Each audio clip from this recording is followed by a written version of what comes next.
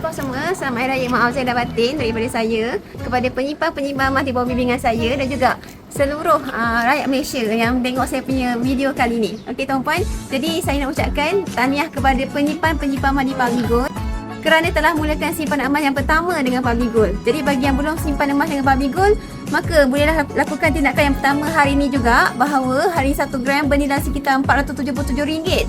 Tahu tak tuan-puan dekat akaun Get ni, di mana tuan-puan boleh menabung emas dengan serendah RM100. Yang paling best sekali, tiada komitmen. Menabunglah sampai kena grade emas tuan-puan nak, boleh keluarkan saja emas fizikal seperti ini. Ini adalah kad edisi 1 gram, edisi Hari Raya. Sangat cantik. Depannya bentuk ketupat, belakang ada sertifikat yang macam ni. Jadi bagi yang belum tahu lagi, harga emas akan terus menonjak untuk jangka masa panjang. Kalau tuan-puan nak mulakan simpanan emas yang pertama sekarang juga boleh mulakan dengan Instagram dekat bawah ni ataupun rujuk pin video saya untuk saya bantu tuan-puan sampai kaya.